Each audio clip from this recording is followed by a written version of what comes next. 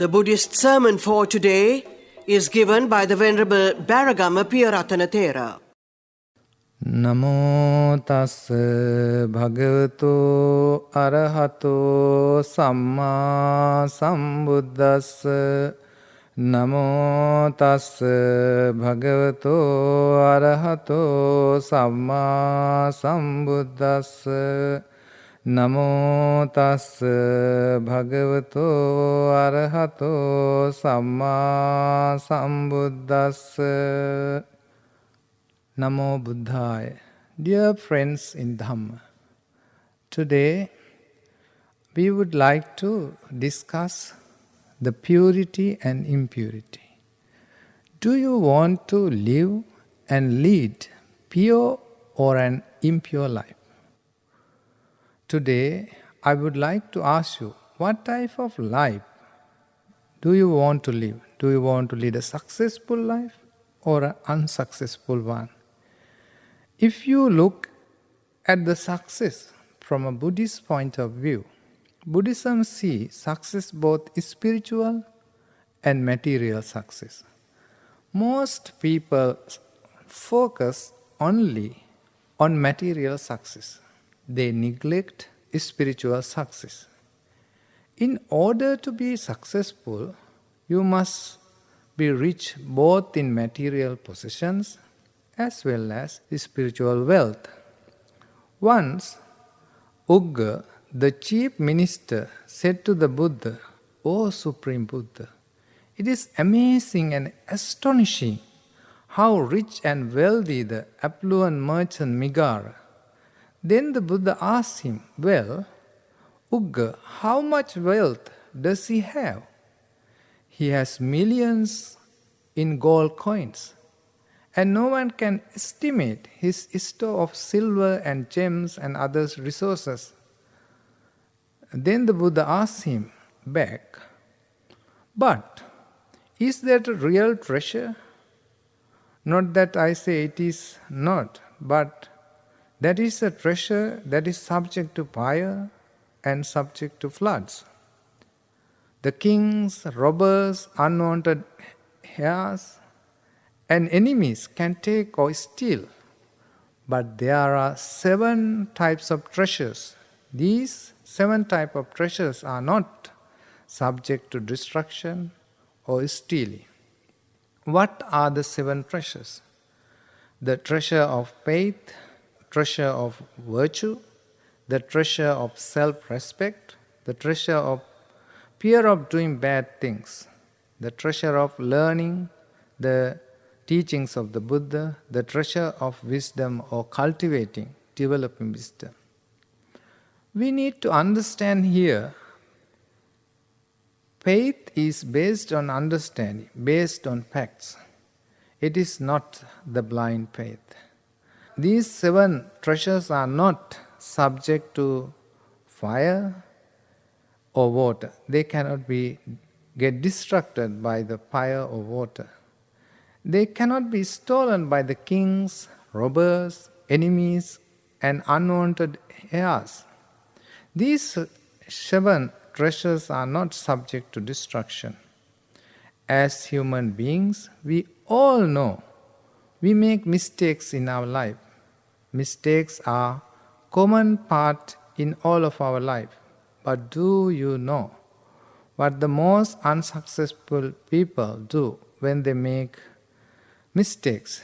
When their mistakes are pointed out and failures are pointed out, they point their mistakes and failures to the outer world, saying, "These mistakes and failures are happened because of that person, because of this person, because of this situation, because of that reason," exist in the outer world.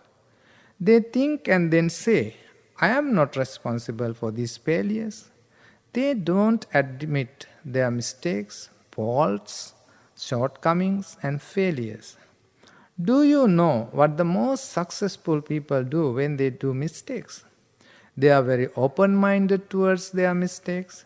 They admit and accept their mistakes, and then after learning from their mistakes, they can move forward for a better life. If you are aware of your shortcomings, it is the starting point for advancement. If you are ready to accept your shortcomings, mistakes, there will not be a progress in your life. It is a plus point in your journey of success. Remember, if you admit and accept your mistakes and correct yourself and move on, you will start to grow and develop your qualities. That is why the Supreme Buddha said, the purity and the impurity entirely depends on you. You are the author, you are the creator of your life story. That is why the Supreme Buddha, the Blessed One, said, by one's own bad, wicked, cruel, or greedy misdeeds done by one's becomes impure. No matter how hard you pray or chant, your bad deeds cannot be undone. But if you have done a lot of bad deeds, unwholesome deeds, bad karma, do not regret, do not upset. Regret or upset will not solve the problem. You can start fresh. But there's another way to purify your bad deeds. Let me give you an example. There's dirty, smelling garbage. You can throw them away, or you can turn them into compost them. Then you can use them as a fertilizer to grow beautiful flowers, vegetables, fruits. You can recycle your bad habits into the positive, good habits by doing good. The garbage is always ugly, dirty, stinky. We can turn them into something beautiful. So is our bad habits. The only way to overcome your bad karma by doing more and more good karma. We must start to do wholesome good deeds. It is like when you are in darkness. If you light a small candle, you can have little lights around you. If you light more candles, you will have more lights. Similarly, do more and more good deeds, wholesome deeds. Your life can become more brighter and happier. Normally, we don't like to hear our shortcomings. We don't like to acknowledge our shortcomings. But the fully enlightened Buddha said, if someone points out your mistakes and shortcomings, that is like showing you a very valuable treasures. Be happy and be ready to embrace valuable guidance and advices given by the loved ones, or even by a stranger, by a teacher. Once a person requested from the Buddha to conduct a prayer on behalf of his late father. In order to send him to the heaven, Buddha asked him to bring 2 sealed pots for the religious ritual. One pot was filled and sealed with ghee oil. The other pot was filled and sealed with pebbles. The son was so happy, he was very excited. He thought, the Buddha is going to perform miracle. Buddha asked him to bring them into the temple font and asked him to break these 2 pots inside the font's water. The ghee oil began to float on the surface of the font's water. The pebbles sank. Then the Buddha asked this gentleman to pray hard so that pebbles will float and the ghee oil will sink. After praying hard for some time, the pebbles did not float. The ghee oil did not sink. Then the Buddha taught him, it is your good mental qualities and good physical verbal actions decide your rebirth, not how much faith you have. Faith cannot decide your rebirth, and not how much you prayed by yourself while you are living, or not how much prayed on behalf of him or her after his death or her death. Irrational faith can make you blind intellectually. Same blind faith might lead you to do crimes against humanity. Such believers might kill people who do not believe his or her religion. Recently, we saw in the social media, in the main media, an innocent Sri Lankan was brutally killed in Pakistan after stoning him or torturing him, dragging him naked on the street and set him on fire alive by so-called religious groups of people. Because those people are blinded by faith and misunderstanding the spirit of the religion.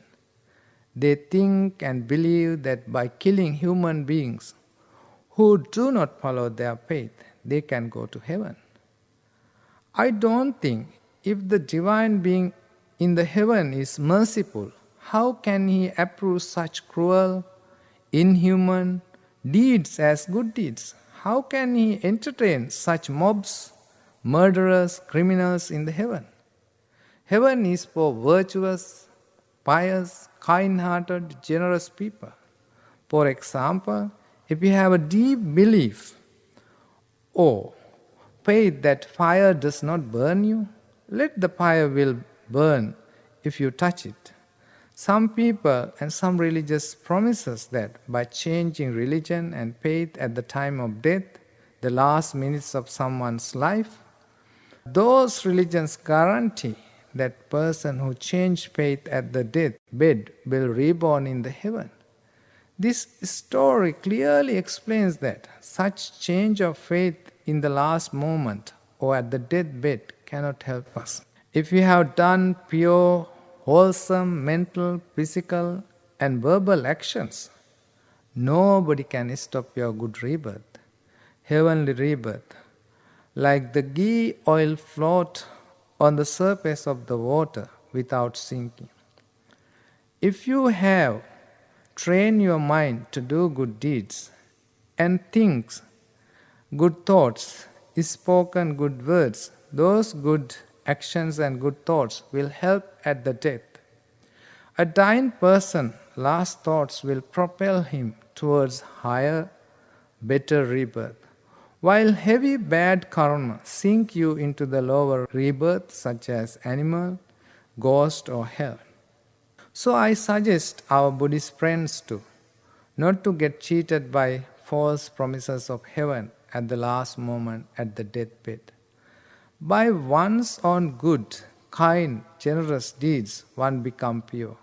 For example, if you are sick, if your father or mother, friends or someone drinks medicine on behalf of you, will you be recovered from the sickness you are suffering from? Definitely, you will not recover.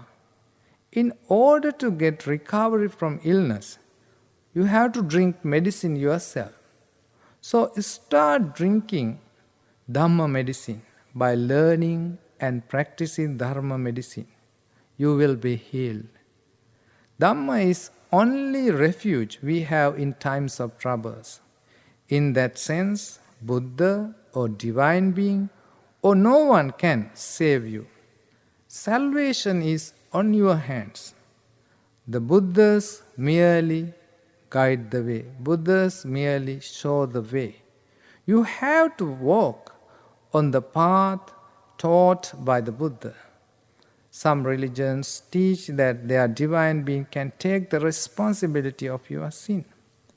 In some theistic religions, it is the will of the God that prevails. If it is so, then you don't have to take any responsibility of your actions at all, at first place. Then why you are punished for somebody's responsibilities? Secondly, somebody sacrificed on behalf of your sin, then you don't need to have any responsibility. For example, if you are hungry, if someone can eat on behalf of you, your hunger must be satisfied. We know if somebody eats on behalf of you, still you will be hungry. These kinds of teachings make no sense. I kindly request our Buddhists to not to get cheated by these false promises of sending your dying relatives to heaven by changing faith, changing your religion at the deathbed. They are not telling the truth. They are liars. They are teachers, cheaters, establishing false sense of security in the dying person's mind.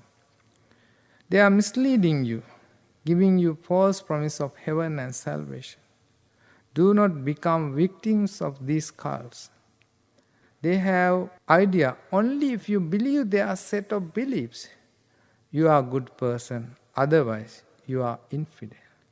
You are not good, you are not complete human being.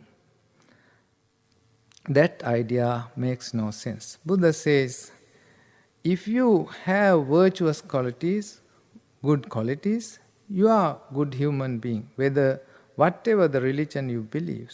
It doesn't matter the label of the religion. So that means purity and impurity entirely depends on you. No one can purify another. If you do bad, wicked, cruel, misdeeds, evil things, the karmic consequences of these misdeeds are yours. The karmic consequences of your bad deeds will follow you. If you choose to do wholesome, good, kind deeds, the consequences arise from your good deeds, also yours. Nobody can steal your merits from you. Please choose to do good in your life. In one sutta, the Supreme Buddha said, if a fool, here, fool means person who commit unwholesome karma, was sitting in assembly hall, in the main street, or at a crossroads, and people were talk about him, and if he who broke the five precepts, he would think these people are talking about me because I have done these criminal things. This is the first kind of anguish and dejection that the fool experiences here and now. Again, fool might see the king arrest thief or a wrongdoer and punish him. Upon seeing this, the fool would think, the king is punishing that wrongdoer. Now I have done these things also. If the king were to know about me, he might punish me too.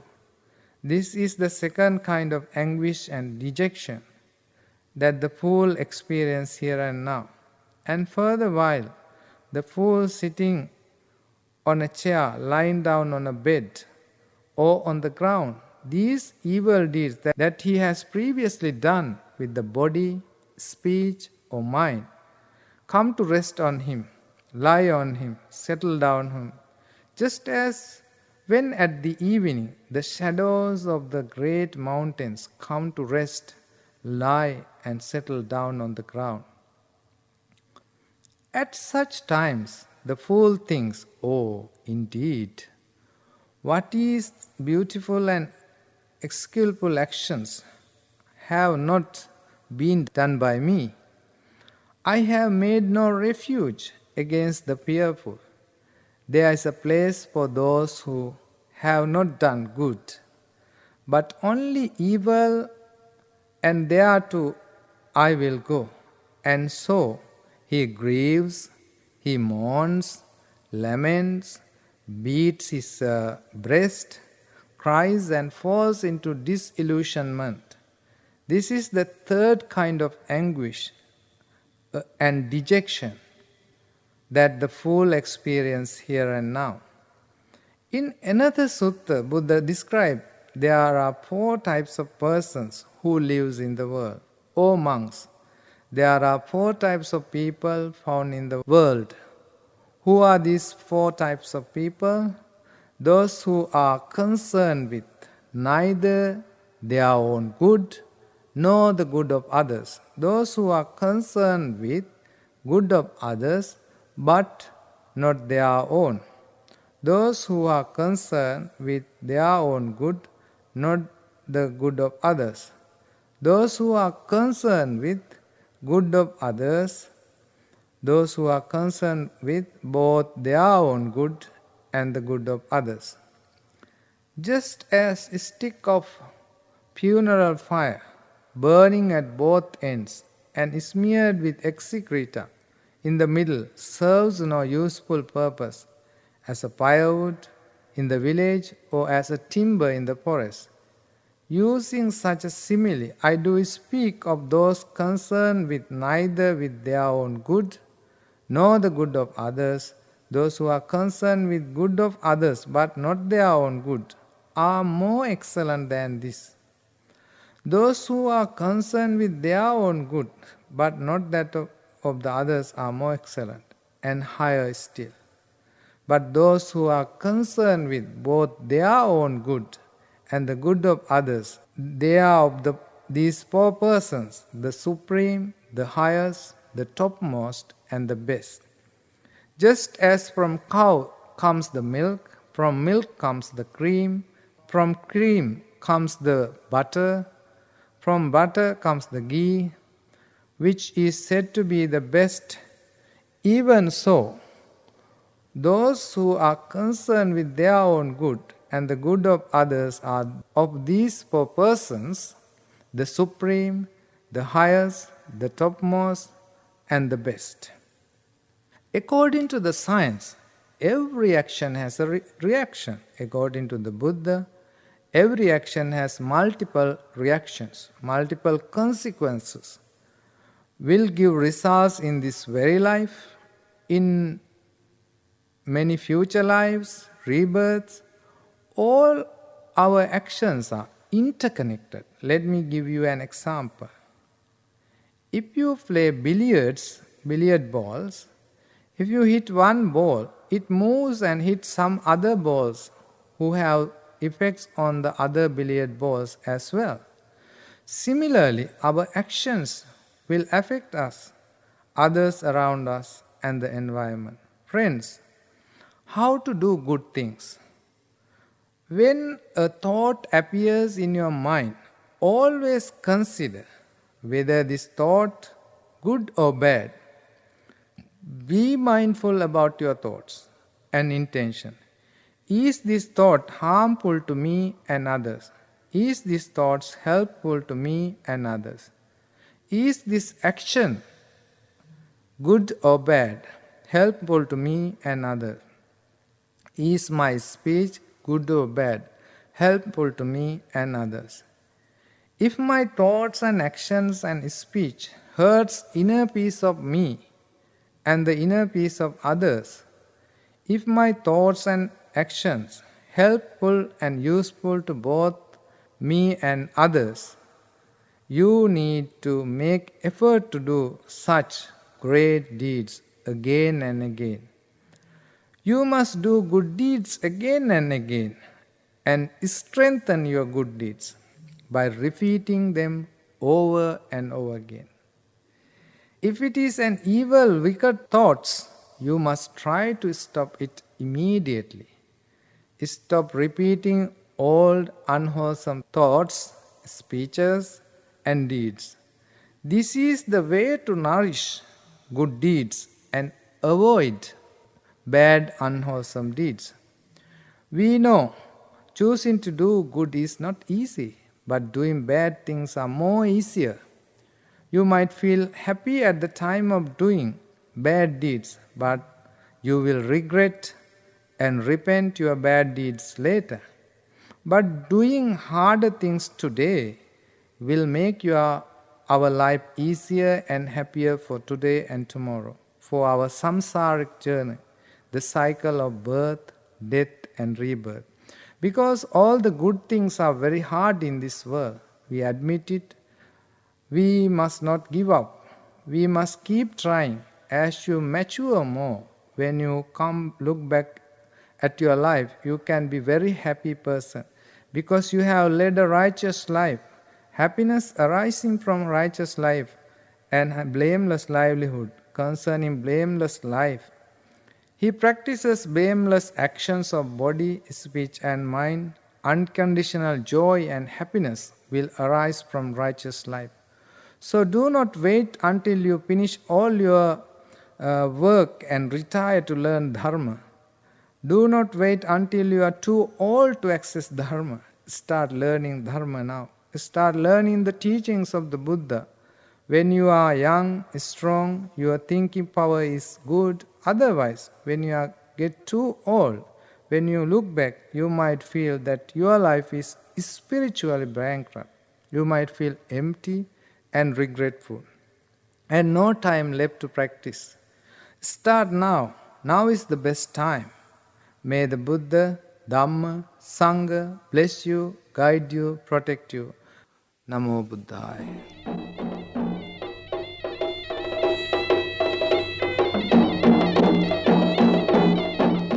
The Buddhist sermon for today was given by the Venerable Bharagama Piyarathana Thero.